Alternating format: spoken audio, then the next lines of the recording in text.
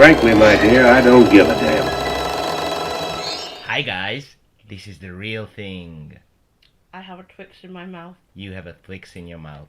You could have much worse things in your mouth than a Twix, I guess. All right.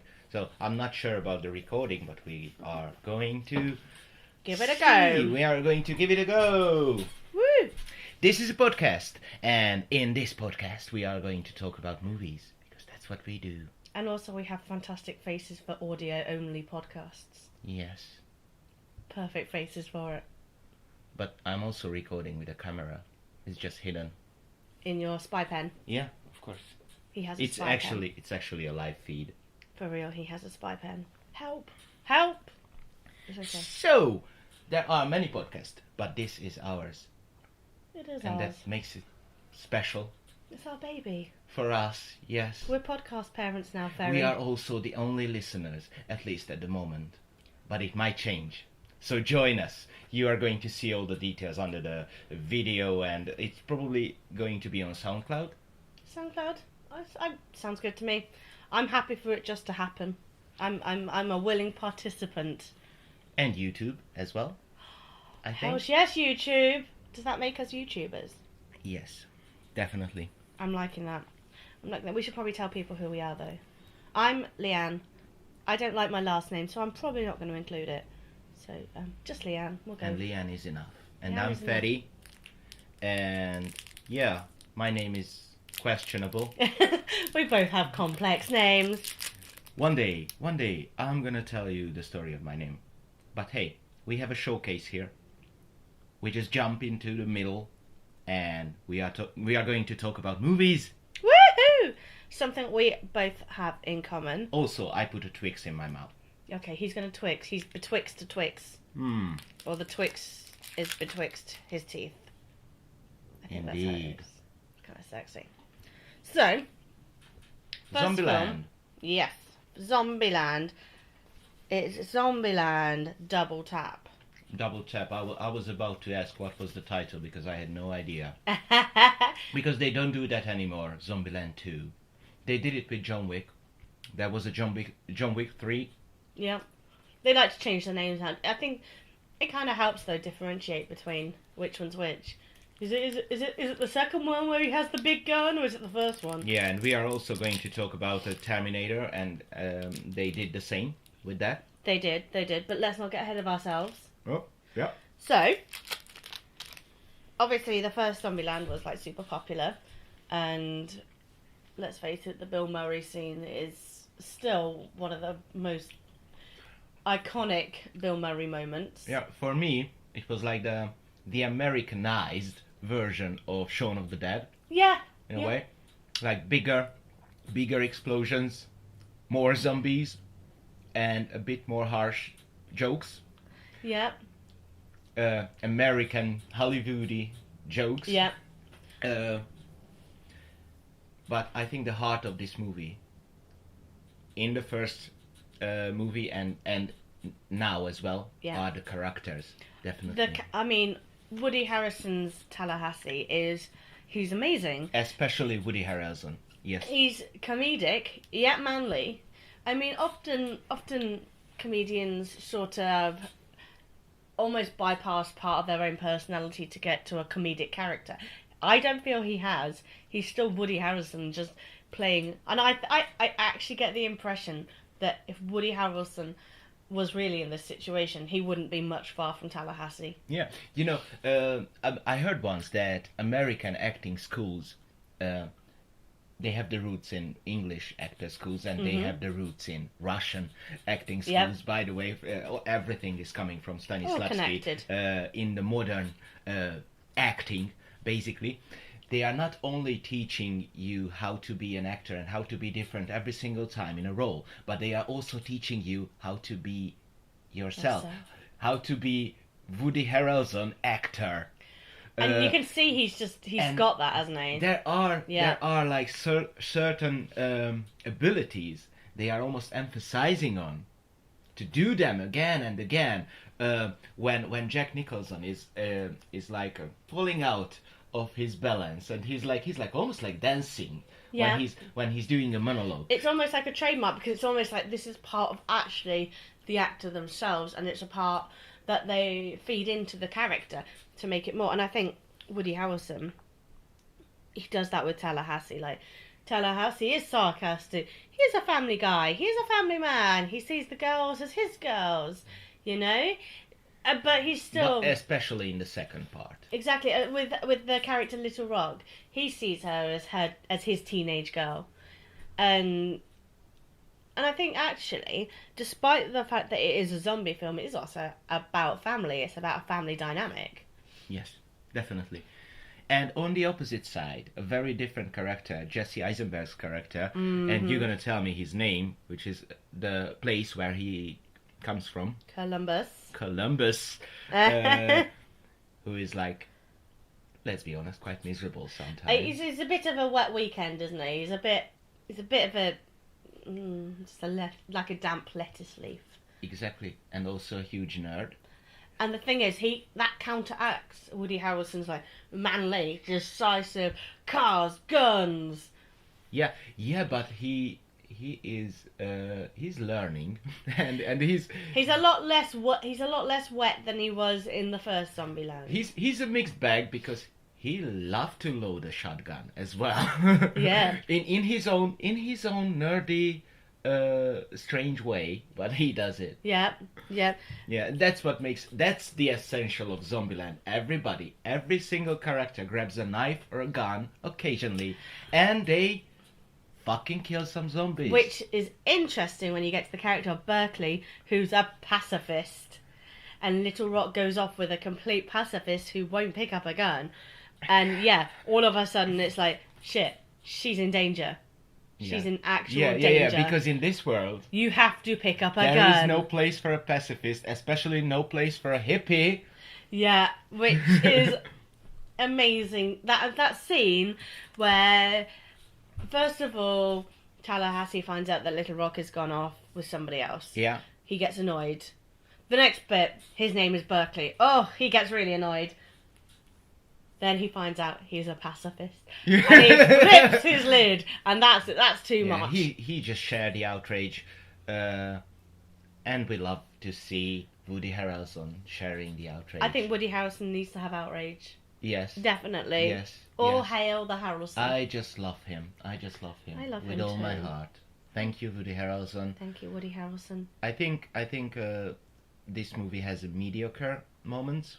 And it peaks and troughs, definitely. It's not like the comedy of the year, but if you like the first one, you are definitely going to like the second one. It's an enjoyable film with some enjoyable characters and some new characters as well. There's the character of Madison, who is this absolute blonde princess and absolutely ridiculous. She is in absolute at odds with the whole world around her. Yeah. I mean, Columbus meets her in a Yankee Candle shop, and they hit it off. But only because he's on a rebound. And, sorry, spoilers. Whoops, sorry. But yeah. Yeah, it's not a big spoiler. Such an airhead. Yes, and it's so good to see her in this world, which is quite depressing. And she's only actually survived by sheer chance. Yeah. You know, I don't think. She shuts herself in a freezer to survive. Yeah. And that's not not a brilliant strategy. It's not the best strategy, no. However, it does seem to have worked for her. Yep. So, well done you. So we are at 10 minutes almost. Woo. I think we can move on. You feel like we can move on now? Yeah. All right then, are you ready? Move on. Let's get Terminator. And we have to move on sometimes. We have to move on, but it's hard to move on. And then we are trying to make another Terminator. Then we are trying to watch another Terminator movie together because we can't move on. Because this shit is so important for us. Because this is what grounds us to ourselves. Exactly. No matter how weird to say this, but it did. True. But it did. Terminator and Terminator 2 are just very important movies, very important action movies. They're films they're films that I sat on the sofa with my dad and watched. You know, they're films that I watched with my sister. They're films that I grew up with. Yeah. I grew up thinking that the ultimate baddie is this guy who looks like a policeman, but he's not. He's from the future, and Totally. he can chase after a car so He quickly, can and be he's anybody. molten. He's like molten metal, and he can survive everything. That is who I grew up thinking the ultimate baddie. Yeah. And The way he adapts to this world, and yet has one evil specific goal, not evil, but specific goal, emotionless. And I think in Terminator Dark Fate, the baddie in that one, I mean, they've literally only called him Gabriel, which is interesting. Who's an angel? Is an angel, but Archangel. Exactly. But I think it's interesting because Arnold Schwarzenegger was T-800, but they're not very specific, are they, actually, about the future this other guy's come from, this Gabriel has come from.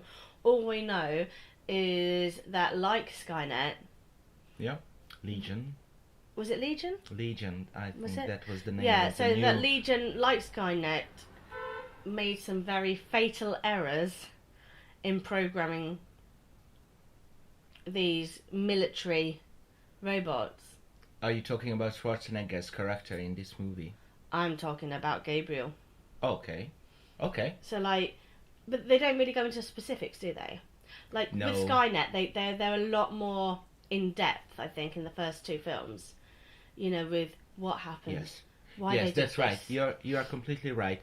They didn't go into details because I think they didn't really have a different story. They had the illusion of a different story, but it's the same story again.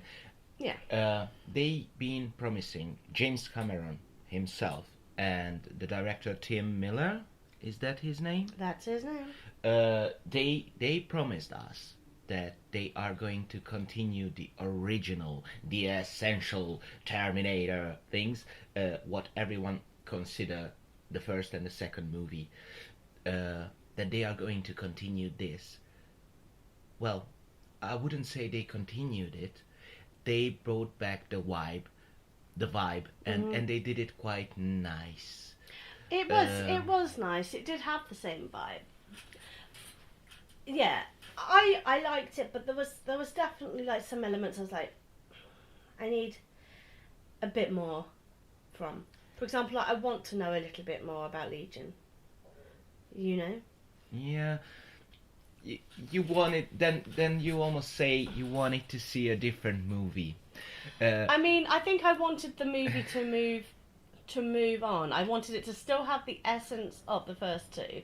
Yeah. But then move the story along instead of repeat the story for modern day audiences. So what I was grateful for are some action scenes in this movie, because they brought back the atmosphere of something unstoppable is chasing you, and you can't really stop it, but you have to escape because the future of the humanity depends on you right now. You love the action scenes. When I was in the cinema with you, you practically had a mangasm over the car scenes. I did. During the first car chasing scene. Yeah. Definitely. I think that's a very well executed, proper scene, easy to follow, yet exciting. It's great to see what can the bad Terminator do with his body. How does he work? That's Understand how does he work? How dangerous he is, and also this is a fast scene. It rhymes to the old Terminator movies. Yeah. And no matter how much I appreciated this scene and how excited I got because it was so well made. Yeah. Well made. The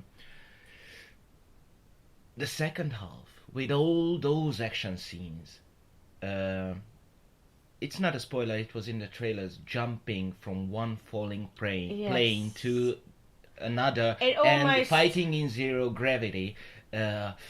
Oh no, it didn't work for me, and it felt too much. I feel like we got to like a peak. We got to a peak very quickly in the first half, and that was fantastic. Now, if they'd allowed some moments of silence and quiet, but they didn't. From there, they meet Sarah Connor, and and it's car chases, it's aeroplane chases. You know, I do think one of the saving graces of the second half was, of course, Arnold Schwarzenegger. Yeah. Like, his character, he's just actually, he's gone from this hard T-800, you know, and he's softer. He's softer, he's weathered. But then Arnie himself is weathered. Yeah, of course. And it's like we were saying with Woody Harrelson. Hasn't he? He's softened. He's not going to be the all-out action man these days. Yeah, yeah. He's an older guy, and I liked that they reflected that with the character as well. Yeah, I mean, story-wise, I can accept that this model can learn and can change and became more and more human. Well, surprisingly human, as we can see in this chapter. It did lead some very nice little moments, like when he's talking about, is it curtain fitting in a children's bedroom, just off the cuff while they're staking out somewhere. Yeah. That was a nice little soft moment there. I enjoyed that. So, however, no matter how much I appreciated the action scenes, the actor who played the Betty in this one, who played Gabrielle, I was disappointed because I think they didn't succeed. It missed the mark somewhere. Making this franchise deeper, adding new elements to it. There isn't any new elements, and to be honest, many people says this is the best Terminator movie since the original ones, the original first two. Yeah, action wise, I would agree, but the third one, no one likes the third one right now. To be honest, if I'm thinking of it, it's quite similar to this one. Do you want to hear a secret? I've never seen the third one. You've never seen the third one. The third one has a very dark end, and it's a much better ending than what this one has. In the third one, I can speak with spoilers. Skynet arrives. Mm-hmm. And it starts the bombing immediately. Okay. So the third one ends with a scene. Who's Edward Furlong? What's the name of the rebel leader? Connor. John Connor. So John Connor and his kind of girlfriend are going down to a bunker. And the world ends, basically. That was the end of the third part, and Arnie sacrificed himself at the end to save those two, so they can escape. He always sacrifices himself. And imagine this, at the end, a radio just started to humming in the corner, and it's a military message that, hey, anybody can hear us, we are in another bunker somewhere, and this is the only hope what they have at the end. It's a different ending, and I didn't mind it at all. It's quite dark. I always like films that have this dark, is humanity lost? Maybe they are, maybe they're not. Yeah. I like that. Yeah, I like that from a film. Yeah, and then they did the Salvation, and it was much more innovative. Yeah. Honestly. Yeah. I probably didn't enjoy it as much as I enjoyed Dark Fate in many moments. Yeah. But they tried to do something different, and I appreciated this. I think Dark Fate is a very enjoyable. I think Dark Fate is a good action movie. I recommend Dark Fate. I liked it actually because I'm not an over fan of action. Sometimes I find it too busy, too much, almost like sensory overload. Yeah. But actually, I thought had some of those. Let's be honest. In the second half, it was too much. But the first half, for those that don't like action, it's still a good film. Mm-hmm. Do you know what I mean? That is still a good action film for those that don't like action. So, yeah, definitely a mixed bag on that one. Are there any action scenes in Aeronauts? Actually, there are. There are. Speaking of action scenes, sorry, can Can I say something weird? This is You can just my definitely say this something is weird. just my thingy. I was surprised when Aeronauts started to remind me of Gravity. Yeah, there's definitely some gravity moments. This movie has some gravity moment, and they are not even bad, and I've got to be they honest. kind of yeah. fit. They kind of fit. It has one or two action scenes. Like, the reason I chose to go see it, was by literally a fluke. I was looking to watch something with a friend of mine, and she'd already seen Joker, so had I. You know, Terminator wasn't her thing. Doctor Sleep, I'd only just seen, so I didn't want to go see that again. So I was like, well, you know, Aeronauts, she's an older lady, it's a historic thing. I was like, you know what, that's what we'll go watch. Anyway, she bailed in the end. Absolutely fine, not a problem. So I went to go see it by myself. First film I ever saw by myself, by the way, everybody. Whoop! By the way, going to see a film by yourself is not as scary as you think it is. I love it. I love it. I was just as Yep. I was hesitating just as Yep. you when I go for the I'm first like, time. what if there's a sad moment and I cry and I'm on my own? It doesn't matter. It's amazing. It's amazing. Your attention is different when you're watching a movie alone. I fully focused on that screen. Not once did I turn around to see anybody else in that cinema. I could have been fully alone in there and I wouldn't have cared. Yep. But anyway, so I went to go see it anyway.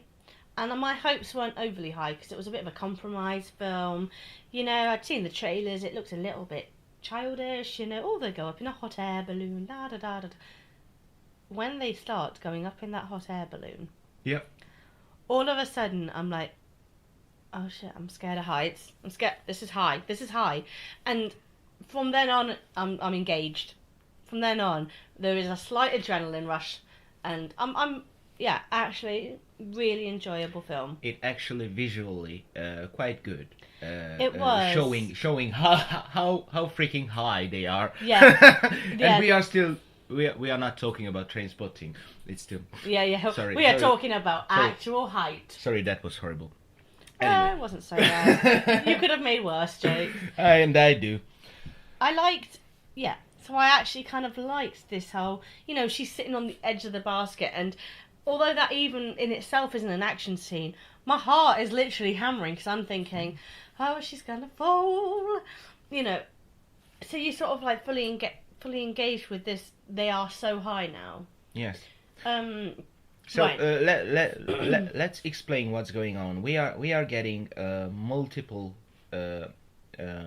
storylines, three major storylines in this movie.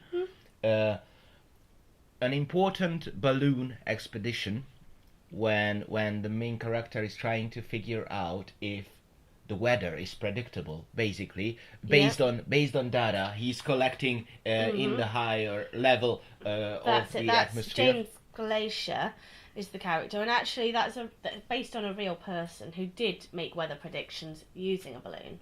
Yep. So that's, you know, quite important, and it's quite interesting, especially, you know, it's Eddie Redmayne playing it, and obviously you said you had some reservations about Eddie Redmayne because it I can be a do. bit, again, Eddie Redmayne. bit- Eddie yeah. Redmayne-ness is not always What's something needed. I cope with. Right? That's a different story. Ferry does not necessarily get along with Eddie Redmayne. Mm. However, Good lad. good lad. I did think he played a good role in this. Hmm? I did. I tell you what, though, I did have a problem. With the character of Amelia Wren. Now, my problem is a very specific problem. She's Felicity Jones. Yeah. Yeah. So, as a character, absolutely fine. Felicity Jones did a fantastic job. Love it. But that could have been somebody else. It should have been. If that is, they say it's based on a historical event. There are so many balloonists that could have been chosen. There's Bessie Coleman, who was a fantastic... You did your research. I like my history. Nice. There's Bessie Coleman, who actually was a real balloonist. And there's elements of her built into the character I heard that. of Amelia Wren. But why not just have Bessie Coleman? It's almost... I felt almost like it had done a bit of a disservice to other balloonists who really had existed. and done things. Well, probably they wanted to make her character a bit more radical. I mean, than... perhaps, but then, I mean, I'm not just talking, it's not a feminist thing either, because, I mean, there's plenty of male balloonists as well, and I can't remember their names, but that did some absolutely amazing, real-life, groundbreaking things involving science and ballooning, and I just don't know why they didn't go with that. I know that they wanted this character in a specific way. Oh, so what you're saying, Eddie Redmayne's character is a real character. Is a real character. Is a real character. Oh, yeah. But Amelia Wren was not. I'm with you. Yeah? I'm with you. And I think if you're going to have a real character, have two real characters.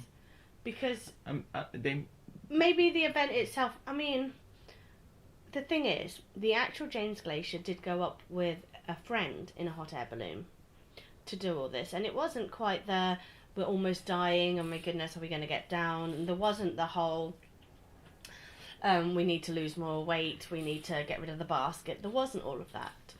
But things like that did happen to other people. And so I feel like they've just sort of cherry-picked elements from different things. But yet they've kept this one character solid. They've kept this one character, James Glacier, as this one character. So I think either they needed to make it an entirely based on several characters, him as well, or they should have stuck to facts. So I completely understand what you're saying now, because you did your research indeed. But also I think the script is quite good.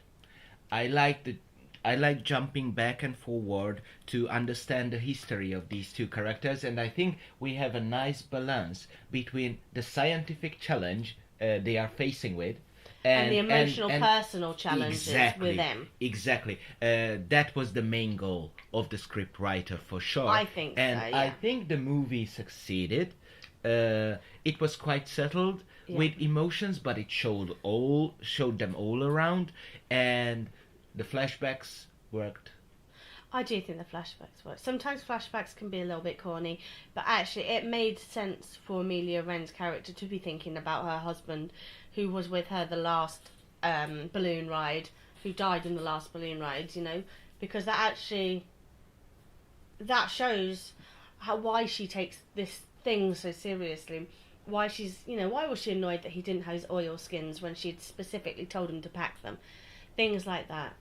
But it also shows that she's got the experience to, yes, she can climb on top of that balloon if she has to. It's not easy, and it's not something she'd want to do, but if she has to, she will do it, because she knows that what the First I thought she's an acrobat.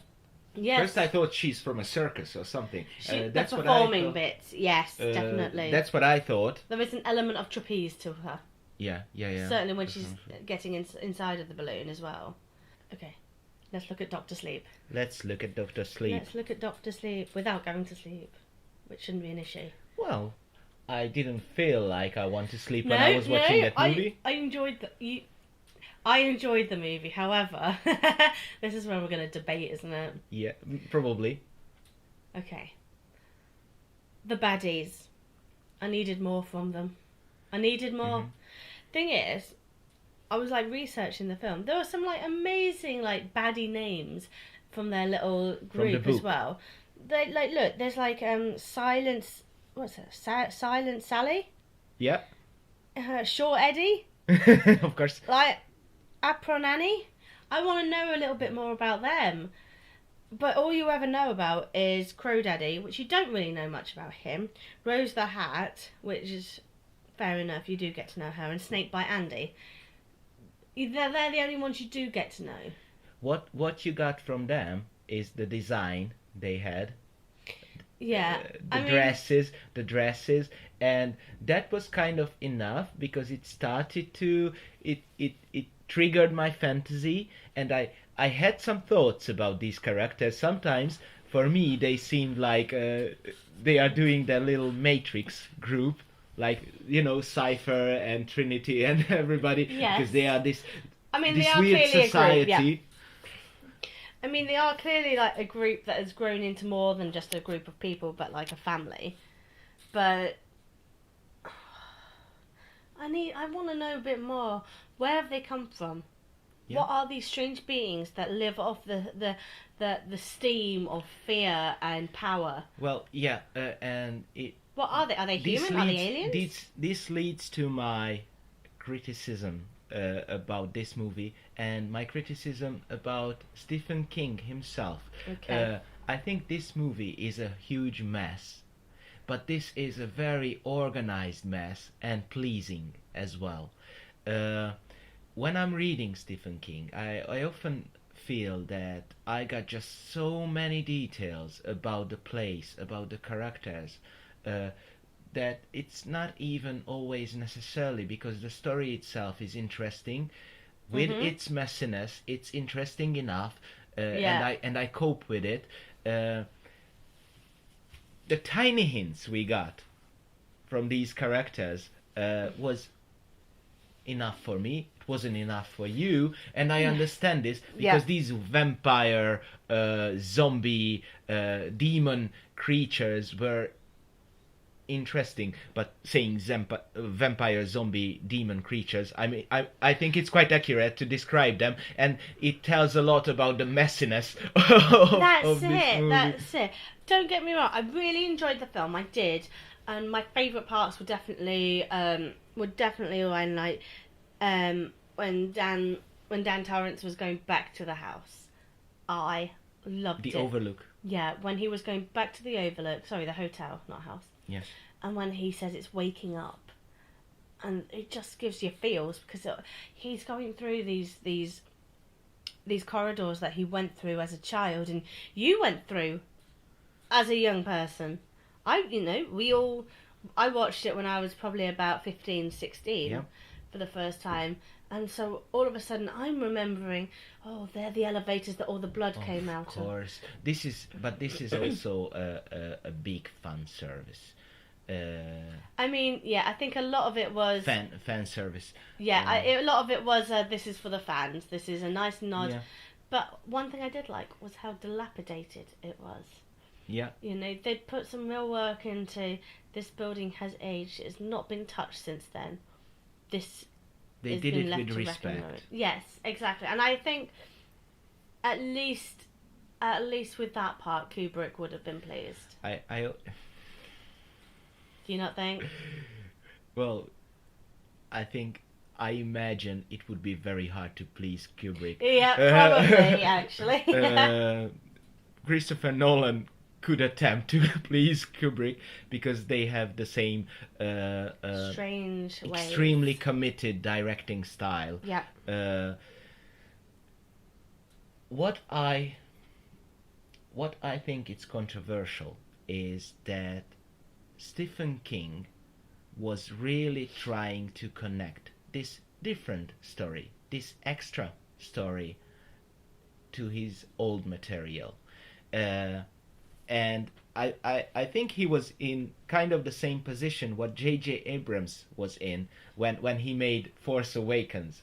Like, we have to continue this big saga, this epic story. It has to be very similar to the old ones, but it should be original. Well, the originality wasn't really there. Yeah. I think, but you felt at some points that it desperately trying to fit this new movie into the saga. He did the same. Did he succeed? I am not very sure, but as someone who loves Stephen King's mind, I just loved this movie, and this movie was one of the best movie experience for me in this year, because it was like the essential of Stephen King's work a little bit, and I love this organized mess. What he does in his books, and what some movies can represent in a very good way. Yeah. I think. Do we know what's the name of the director? I think he should go on and keep directing Stephen King movies. Yeah, that's Mike Flanagan. Mike Flanagan should do Tommyknockers movie. I'm speaking about Tommyknockers because this is the one I recently read from Stephen King, and it's the same messiness as Yeah. Doctor Sleep and It. So, big confession. Again, I've never read a Stephen Okay. King book. They were books that were always around when I was a child. My dad is a big Stephen King fan, but I've never read one. But I was doing a bit of research, as I do, and apparently the Doctor Sleep came in after a fan actually asked a question at a book signing, and the question was, what happened to Danny Torrance when he was older? Because he still had The Shining, didn't he? Yeah. He did still have The Shining. Yeah. So, what happened to him? And from there, that's how this book sort of evolved. And you can see that. Yeah. You can almost see the thought processes of Stephen King sort of going back, thinking, well, would he have been alright? No, he wouldn't have been alright as a child. Maybe he got a coping strategy. But maybe then Yeah. his mum died and his coping strategy became what his father's I coping like that. strategy was alcohol. And like you can see that brain pattern there. Yeah. That, maybe it's There's a this, bit of maybe it's that. continuity Yeah. in this family. See, for me, because you said you enjoyed it because you're a Stephen King fan and it felt very Stephen King to you. Yes. I enjoyed it from the Shining fan angle. Yeah. So, like you were saying, the second half was quite an homage to the fans. I'm one of those fans that were going, yes, give me more. I want to see the carpet. Oh, come on, that bar. I just have those moments in my life. I'm just living my life, and I just want to. This is the moment I just want to walk into that bar and speak to that freaking ghost. That's it. I just want to So- have a little conversation with that demon. What did you think to the ghost? Obviously, that's supposed to be Jack Nicholson. Yes. I mean, could they have done that with Jack Nicholson? I don't know if they could have. Or de-age him. I mean, I think maybe they didn't want to put all this computerized Yeah. stuff. Yeah, but even To de-age even and- his wife was played by a different woman, but she looked, and she spoke. Yeah. She spoke exactly like the original actress. I've got to be honest, I didn't have a problem with it. But I do know people that have said that wasn't my Jack Nicholson. That wasn't it wasn't enough for me. And I think it's a little bit like the characters, like the baddies. Like the baddies are enough for you, but they're not enough for me. Yeah. I think Jack Nicholson's flashback character is enough for us, but I think there are people that are actually a bit like, I'm not sure if I can do that. Yeah. Well, that was just that was a ghost scene. That was a ghost scene. But That also it we was a know, scene that we Danny know, and the was- movie knows that it wasn't Jack Nicholson.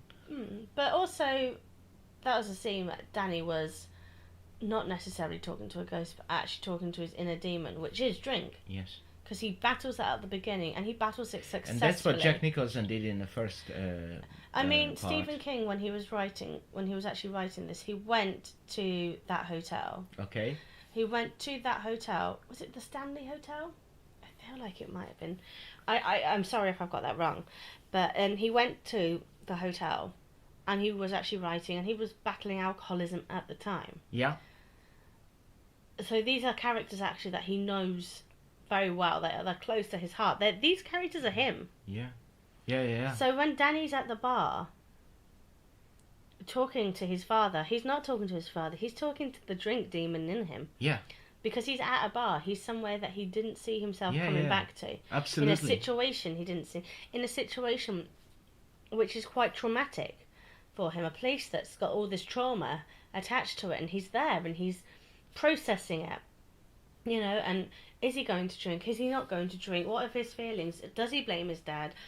Or is he blaming the upbringing? Is he just accepting that this is part of him? Yeah. I just think that's a Stephen really King interesting always had a very good sense to this psychological terror, psychological fights Yes. inside us, and yeah. And he definitely I'm seems to have a good. I'm totally with you. Definitely seems to have like a really good handle on the sort of the duality of everybody. Yeah, I just wanted to say a few words about Rebecca Ferguson. For me, Yeah. she was almost as much the heart of this movie as Woody Harrelson was the heart of Zombieland. I loved what she did in this movie. I loved her sexiness. I loved her evilness. And Yeah. she was pretty scary, especially guys, check the opening scene with the little girl. With the flowers. I was freaking scared, and I can't say this very often watching a horror movie recently, especially when I'm watching the Conjuring crap or something. I really don't like those. But that scene in the woods with Rebecca Ferguson sitting on a piece of wood, talking to that little girl. And it starts off so innocent, you know. It was Rose the freaking Hat is scary. just there talking to a little girl. Yeah. And then you feel like there's a sinister underline because she doesn't want the little girl to go, but you can't work it out. You can't work out what is this uneasy feeling. Then it's like, bang, this is the uneasy feeling. I do agree. I agree on that. But like I've said, I needed more. Also, Edward Norton. Sorry. Oh, oops, not Norton. Not Norton. What's his name? Who are you thinking of? Well, the main character. Ewan McGregor. You You forgot Ewan McGregor? I did. Oh, I'm I so did. sorry that you're And going I wanted through to, this. and I wanted to praise him. Early And I did Alzheimer's forget can be his a name. terrible, terrible thing. So, I think he's one of the most reliable actors. Yeah. One of the most reliable, handsome actors in He in can Hollywood. turn his hand to everything, and he is. I mean, he can be the romantic lead, he can be the dramatic lead, he can be the underdog, he can be a pretty bad character, Yes. he can be a slime But ball. also, if it's only him, without Rebecca Ferguson, this movie wouldn't be as good, and I wouldn't enjoy it as much as I did.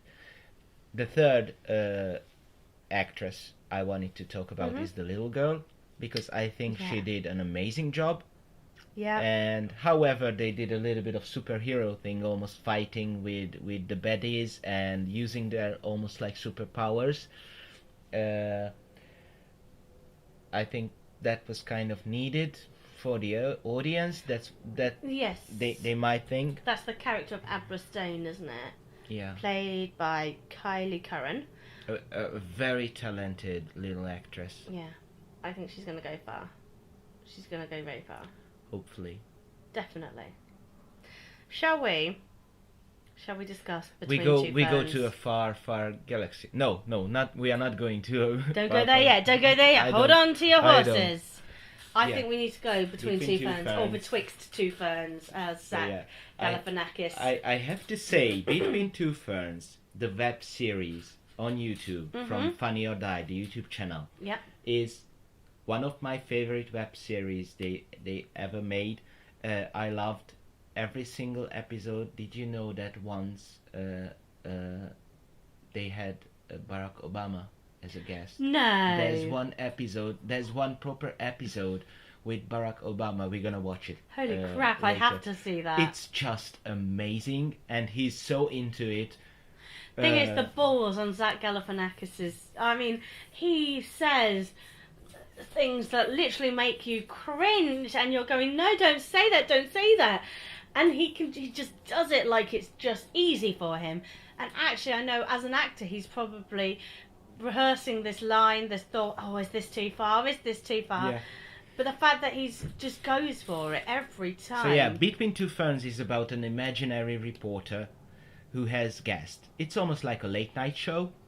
Yes, but a badly done late night show. Like a horribly done late night show with the most horrible host ever. He is a proper asshole.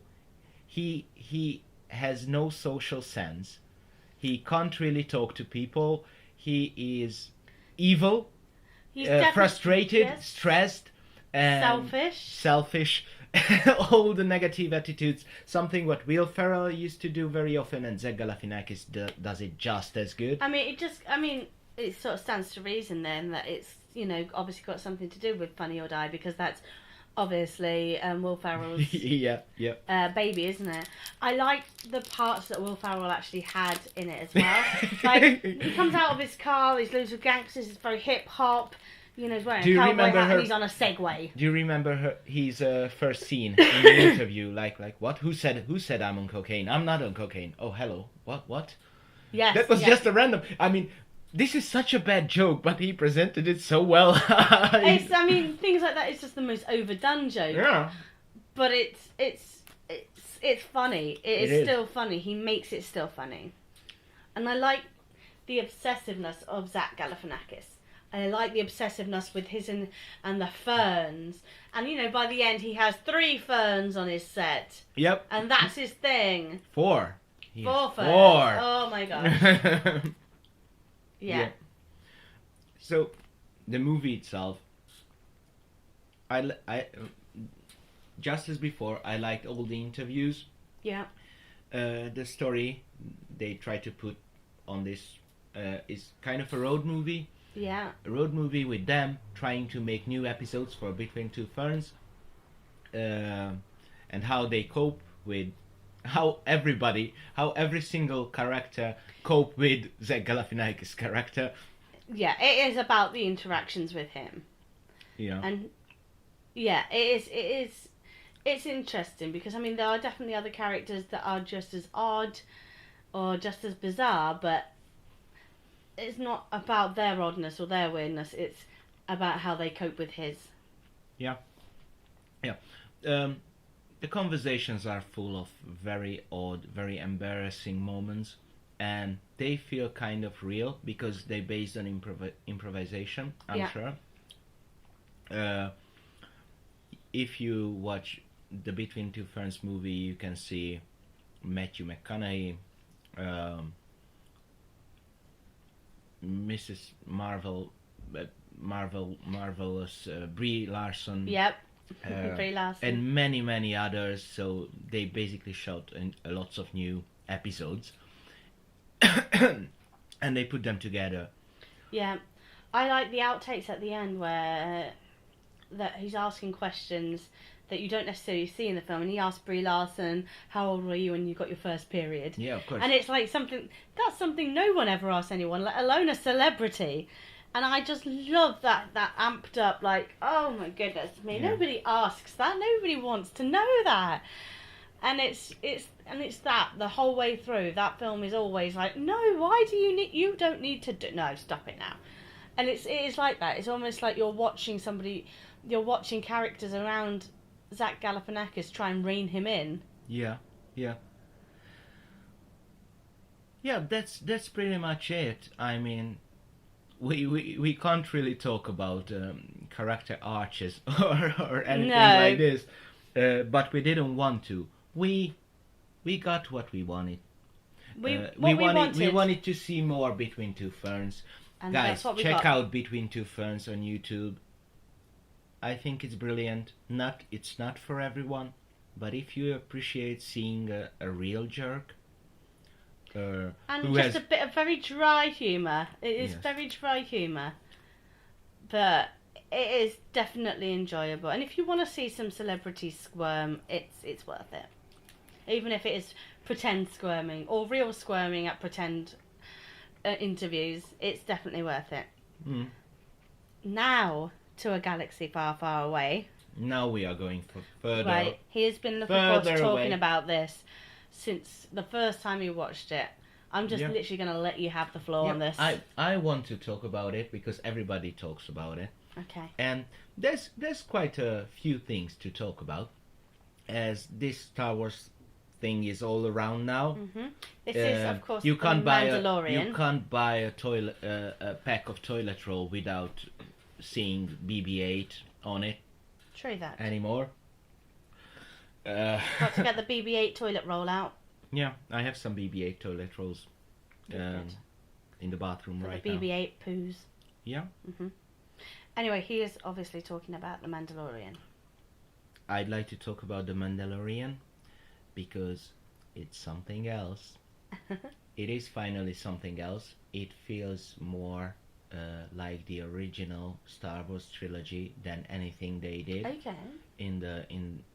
since the Return of the Jedi, and it is a proper space western. it looks like a movie. It's very movie-like. The episodes are only like 30, 40 minutes long, Yeah. and I can't tell you too much about the story yet because it's still forming and it still feels like you are only watching the very beginning of a movie. Yeah. However, it has some interesting elements. The first episode ends with a gigantic spoiler. So this Mandalorian character has to catch someone, and he does at the end of the episode. But this is an interesting creature, connected strongly to what we know about the Force, Okay. and there's a lots of henchmen also hunting for this little character, and we are following their journey through different planets. And Yeah. So this is a space adventure with filmed as a western. Okay. Is it a cartoon? You said. Is it animated? It's not animated. No, it's they are real. Why did I think it was animated? I think there I was a few animated series. I a think couple, that's where at I least. got. I think maybe my brain went to Animatrix. No. It's a proper movie. It is a proper movie, cut in 8 pieces. Okay. It's very movie-like, as I said, and yeah, I just wanted to speak about how different it is without having the pressure Yeah. of saying something about Luke Skywalker's character, saying something about the Force and where the universe is heading. With all the changes, the Empire falls, the First Order erased. This is a lots of pressure for a writer and for a writer and for a director. Yeah, I think it's got to be hard for any director to already have this, and it is a labour of love almost. Yeah. All the even the less successful Star Wars films are still a labour of love, and so you've got these in your bank of knowledge, knowing what the fans want. To have that, I think it's got to be a hard task for any director. So if they can do it well, then kudos to them. Also, in the adults are more in focus right now. There are still silly Star Wars humor in the series, but it feels a tiny little bit darker, and it's not all about the magic of this world. Yeah. Sometimes it is about the dirtiness of this world. They said Force Awakens brought back some of this dirtiness, this rustiness, but this one feels like the original ones. If any of these new movies succeeded to give a new perspective to Star Wars, I think it was probably Rogue One. I didn't love that movie, but I liked the atmosphere of it, and I liked that it was trying to show a different side of the rebels. I loved Rogue One. They weren't as angel-like anymore. Well, none of the characters are angel-like in the Mandalorian, but they are like proper classic heroes. Okay. With one goal, they just want to finish it. So fairly single-minded then. Yeah, many things might come, and I really hope that the story is going to become more interesting, because now it's very simple. It's all about the atmosphere, and that's enough. Yeah. The 3rd episode just came out a couple of days ago. I haven't seen it yet, so I've only seen the first 2. I'll definitely finish it, because this Star Wars, for many people, is more like the real Star Wars. I'm sure about it. I just wanted to say one more word about the score, which is amazing. Do they keep to... Because obviously with the films, they've got the common theme, haven't they? The do do do do do. None of those are in the score. Okay. The score is very different. Interesting. The score is very different. Sometimes for a second you can almost hear. Sometimes for a second it seems like Star Wars. It's not like the Skywalker saga Star Wars, but it fits into this world perfectly. And it's a very good score. It's so good that in fact I'm listening it on Spotify because it's very good. And yeah, good to hear such a nice score from I think he's an Icelandic composer because they just love, Hollywood just started to love Icelandic composers recently. Good work. Awesome. Good work. Let's see what's gonna happen with Baby Yoda. I can say this now because he's not Baby Yoda. He's not Yoda's baby, but there's a. Do you know what? I think I'm gonna have to watch it. You have made me want to watch it. Yeah. I will. I will watch it. Okay, I will figure out a way to watch it. I promise. Next time we talk about this, I will be ready. Player One. You haven't watched Ready Player One? No, I've not. You should. Okay. Or read the book. It's an easy read. Very. It was very pleasing for me. You know what we should do right this second? We should watch Frequently Asked Questions About the Universe. Yes. This very second. Okay. So, we decided to watch Frequently Asked Questions About the Universe. The time travel. Because we were... Frequently asked questions about the time travel. Sorry, I'm sorry. But anyway, we decided to watch it because we wanted something that was not overly known. Yep. That at least one of us didn't know. I'd never heard of it. Yeah. And so that's the idea, that we are going to recommend a movie to each other in every episode of this podcast. And this is my first recommendation. Frequently Asked Questions About Time Travel. What did you think about it? I loved it. I loved a very British take on time travel. I like how Chris O'Dowd played such an underdog that, like, even the word nerd offended him. Yeah. It was lovely. It was heartwarming in a nice way. And, like, the way that the characters interacted with each other. It is a very heartwarming movie, and I think it's quite ahead of its time. This intertextual way, using intertextual thingies, putting it into the story confidently, easily. It became a trend, I think, a few years after this movie came out. I think it's around like 2000... I know it's at the peak of Chris O'Dowd's, like, fame. I think it was probably just after IT Crowd, wasn't it? Maybe before, actually. I am not very sure. I didn't look after, and I don't remember when was the first time I watched this movie, but it was the same time when I realized how great the Cornetto trilogy is. Yes, it does definitely feel like it could even be its own flavour of Cornetto. Yes, it really does. Exactly, like a fourth part. Or maybe maybe the limited edition Cornetto that they only bring out at Christmas or something. Yeah, so you have to be a little bit of a nerd or a geek if you really want to appreciate all the tiny things. Yes. Probably even you didn't notice for the first time but they form the poster of Back to the Future in the toilet, in front of the toilet when they are checking their watch. Yeah, you mentioned that, and then I was like, oh yeah, I see that. There's just so many of this, and I even realized even this is the fifth time I'm watching this movie, but I even realized this is not the Walking. There was something about Walking Dead as well. So there's just so many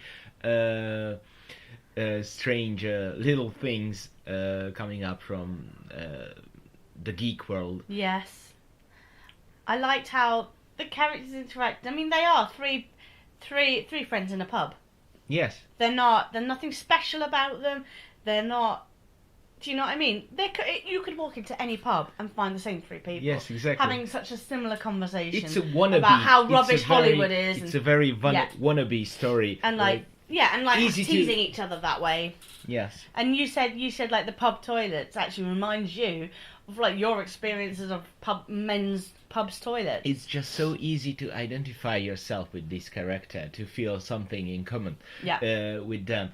And I appreciate this a lot. I always appreciate when they put a character in a very uncommon, very science fiction-like situation. A character who very lifelike. Or similar to you and your friends. Someone that's relatable. And actually relatable, not Hollywood relatable, where it's oh look, I'm a middle class mom and I've got these things going on. Oh my goodness me, look, I have things going on too. It's not like that. It's like this. I've got friends like this. You've got friends like this. This is the sort of banter you have with your friends, and you wind each other up and you tease each other, but you generally have a good laugh. And I liked that. I liked that one of them wasn't even a nerd, wasn't even remotely geeky or interested in it. He was just there for the adventure. But he liked them enough so he could cope with them. He understood them in a way. Yeah. He didn't understand everything, but yeah, he was in this with them and he learned. Yeah, and he got swept up in the adventure and he's just going with it. Yeah. And I liked that. It was, I just found it quite touching, actually. I also appreciated that, obviously, they didn't spend too much money on this movie, but they spent some, but they used the scenes, they used the setting so very well. They did. It was very pleasing to see that you can make an interesting, almost okay, it's a strong word, but almost philosophical science fiction. You can make it without putting tons of money, tons of settings. That's it. It's like, they only ever stay in the pub or the pub garden. Yeah. They don't go anywhere else. But that kind of don't. reminds me of like the old kitchen sink dramas you used to get of course. in theatre, because obviously in theatre you can't just completely recreate a whole set mid It play. is a little bit. It is a little bit theatre-like sometimes. Yeah, so you can imagine a stage adaptation of this actually working. Absolutely. But I liked, as you went through, there were so at the beginning, for example, there's a moment when Chris O'Dowd's character Ray, he's walking through just to go get a pint, and he just brushes past a guy with a red hoodie with his hood up. Yes. And you don't think anything Absolutely. of it. You don't think anything of it. But then later on, you find out that actually that is him. And so that character, that little moment, and these moments make this movie very rewatchable. Yeah. And you really you can be really pleased. Yeah. By these moments. So yeah. Also, the actors are very fine. They are not Simon Pegg and Nick Frost because I don't think they need to be. But they have a very similar chemistry. Yeah. Between them. I think also, if it was Simon Pegg and Nick Frost, you come to expect a certain type of storyline with them. Yeah. And I think actually not knowing what the storyline is, for me, not having an expectation, I didn't know what it was about at all. Yeah. At all. Yeah. You And that's very kept me good. completely in the dark. I knew the title, that was it. And then it was set in a pub. So for me, it was nice. It was a nice surprise as everything emerged. Yes. Instead of, if you know the actors, sometimes you already know, I know this is the sort of film they produce, this is the sort of thing they produce together, these are the sort of common themes and jokes. But there wasn't any of that, and for me that was quite nice, because actually it was its own thing. And sure, it's comparable to Simon Pegg and Nick Frost, but it was different from that as well, and that was quite nice. Yep. So I am very glad that you have shown me that. And next time we do a podcast, you are going to have watched Nativity, the first Nativity. Yes. It will be a Christmassy podcast anyway. Yep. And you and I are going to watch it. It's one that I've watched, so Ferry is in the dark on this one. And I think you will get something from it. And if you don't, then I want to hear what you do get from it. Great. That's the plan. Amazing. So that was actually the first episode of The Real Thing, and I hope there's some guys who listened it, Yeah. who's still here. Thank you for listening right to the end, and thanks for coming on this little journey with us. I'm gonna leave all the details under this video and under this SoundCloud entry thingy, and catch you up the next time, guys. And that's pretty much it. We'll see you next time. Bye. Bye.